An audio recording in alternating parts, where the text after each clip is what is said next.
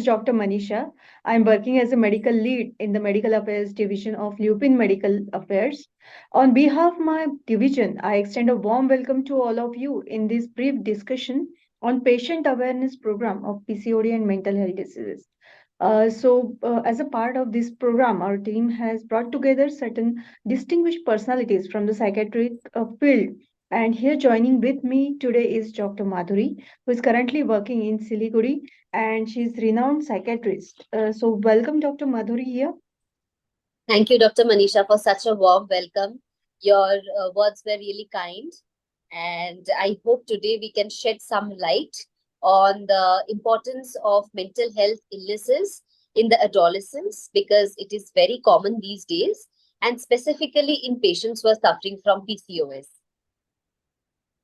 Dr. Great. Manisha, if there anything, as we discuss, it would be, interactive session. So any questions that would be nice.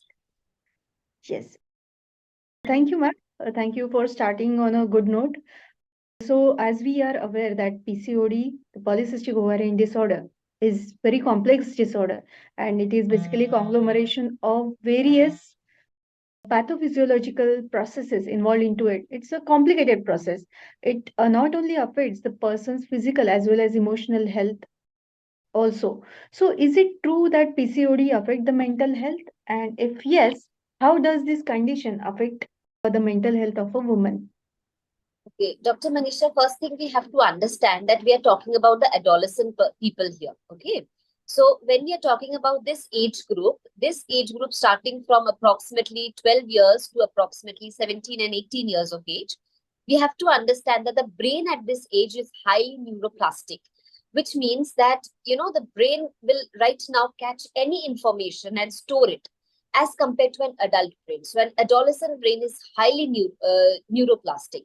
So during this neuroplasticity, if we have some hormonal changes, and it has been found that hyperandrogenemia, which is common in PCOD, has been associated with certain problem in neuroplasticity, has been associated with certain changes in the neuroplasticity, like the areas in the brain which is associated with mood regulation, hormonal control, and insulin sensitivity are actually being are having a dysfunctional problems are there. Like there has studies which have shown that fMRI studies and MRI scans have shown that the area of emotional regulation, that is our amygdala, it is there is an increased blood supply to this area in the patients who are suffering from PCOS as compared to those who do not suffer from PCOS. So what we can see is this hormonal dysregulation is also bringing about an emotional dysregulation in the people. The second thing that is important is the importance of the HPA axis. We know that when we have PCOD, this hyperandrogenemia is also causing a problem in the HPA axis. So ultimately, we can see there is a hypercholesterol state. So this hypercholesterol state results in a lowered amount of serotonin, higher amount of dopamine, and there is a dysregulations in norepinephrine, glutamate. So these important neurotransmitters which are implicated in mental illnesses are also getting affected. There's another studies which shows that PCOS or hyperandrogenemia has been associated with poorer cognition, impaired learning, memory. This is also associated. And last but not the least, what we can say is we call a teenage brain as, it's a car which has it's like the accelerator has gone off and the brake is not working.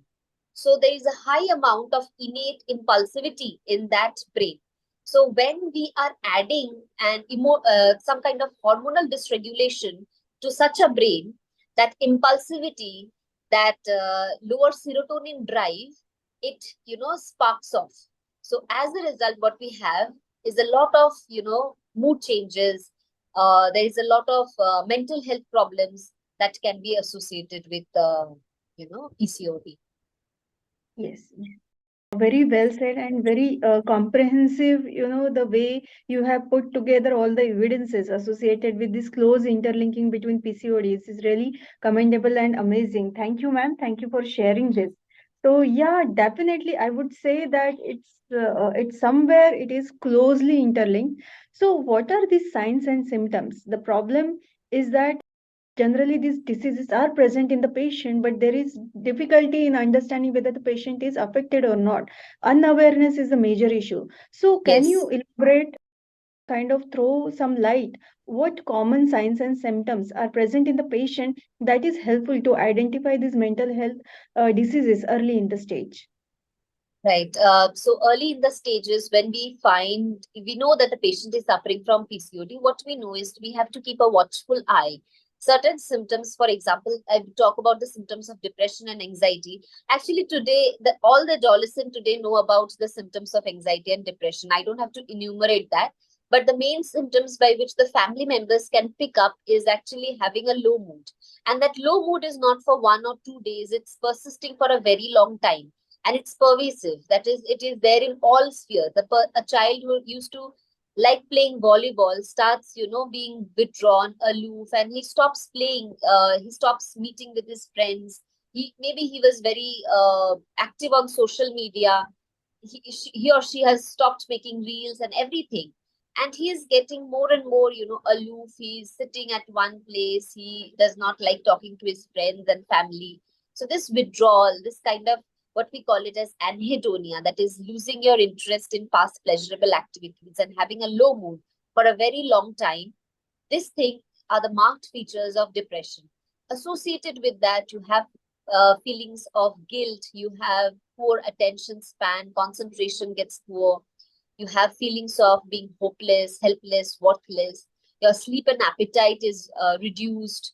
And in most cases, specifically in adolescent, we find that the opposite happens, that there is excessive sleep, there is excessive appetite, there is a cravings for carbohydrates. So these things are often there. Then there are the parents often complain of having mood swings. The parents, they come to my clinic and they say, I tell them to go out and play with their friends, but she's always snapping at me. She is always, always in a very bad mood. They don't talk to me properly, always talking back. I don't understand what is the problem. She's so stubborn. She doesn't behave any better these days. So when we dig into the problems, we find that the child was actually suffering from depression.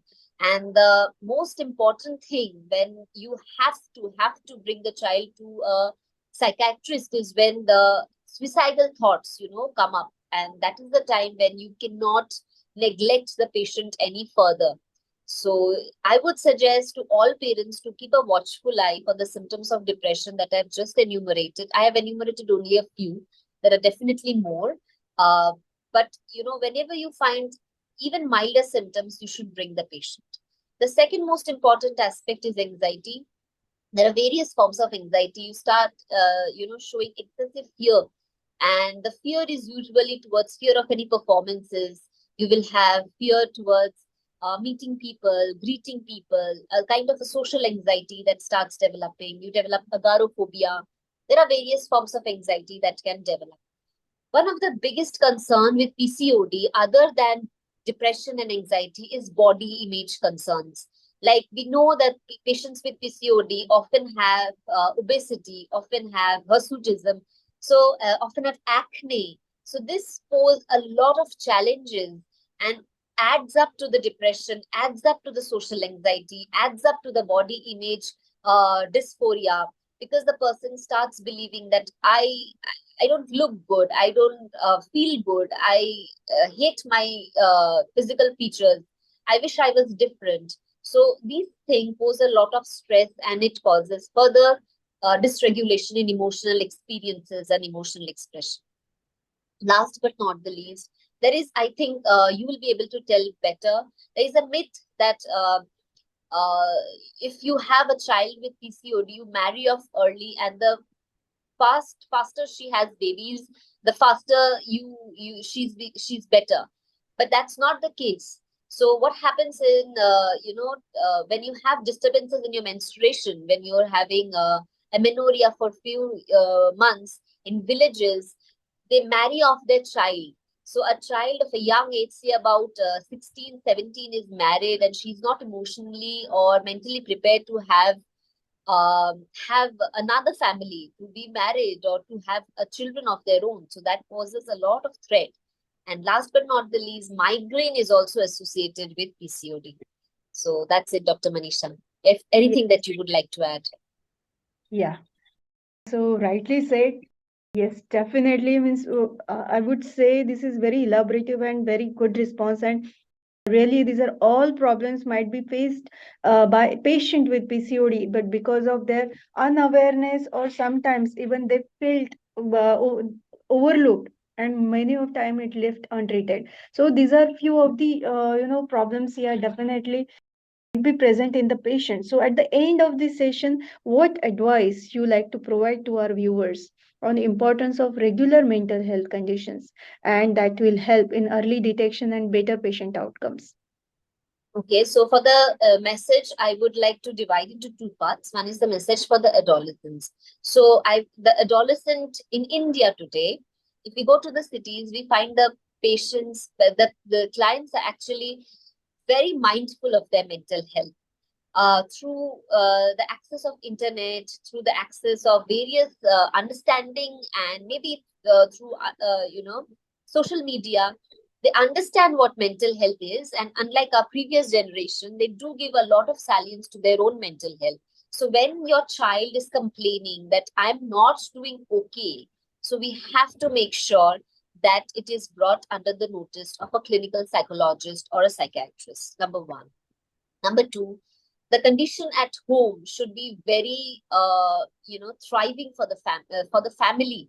For example, things like familial disharmony, marital disharmony in the family, any past history of uh, traumatic experiences, and some kind of these kinds of learning have a negative impact on the overall mental health of a child. And on top of that, if you add the hormonal dysregulation to this, the resilience uh, usually decreases. Now, resilience is something we all talk about, physical resilience. That is our ability or our immunity to stop diseases. We all have something called mental resilience. It is determined by our genetics, our learning, our family, our support system, our own experiences. So, all children, we should remember that our children are usually quite resilient these days.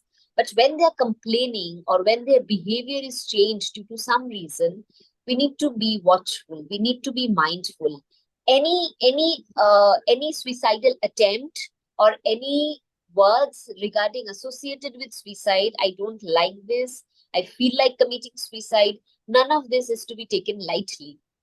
If a child is cutting herself, each and every cut is actually a cry for help. Every time the child says, I'm not doing okay, or if I feel I might commit suicide, it's better, I'm better off dead. All these things will not be solved by asking the child to go and have a cup of tea with your friends. Go and, we should all go for a holiday. These things are not going to solve your mental health problems. Mental health problems should be it should be taken to a doctor. It should not be treated with going out, take a cup of coffee, or have a cup of ice cream. That is not going to solve your depression. That is not going to solve your anxiety. So often we tell our children कि बाहर जाके आओ, घूम के आओ, सब ठीक हो जाएगा. ऐसे नहीं होता है. ठीक है? You need to bring the child to the attention of a psychologist and psychiatrist. And I would like to sum up: seeking help is not it's not a sign of weakness. It's actually being aware of what you are trying, what you are having problems at, and let's not have any more stigma towards mental health. We have to understand when the depression, anxiety, body image concerns. We also find eating disorders associated with PCOD, sleep disturbances associated with PCOD, substance use associated with PCOD. So everything can be treated. It is, just like diabetes, just like hypertension, mental health illnesses can also be treated. The person gets completely better. And that's what we are striving for. Yes, thank you, ma'am. It's really very amazing to hear from you the importance of having, such kind of very serious illness. We generally try to neglect it and we try to make it very trivial, but actually this is not the issue is quite, very deep, and we need to address this. So I am very thankful for you to bring all this perspective during this discussion and come from your busy practice, and also be here and sharing such kind of very important knowledge. I think it is very important such kind of more discussion should happen on this platform. Thank you. So thank you so much, ma'am. We'll end the session Thank here. you, Dr. Manisha, and thank you, Pratna, and thank Thank you, you. thank you so much.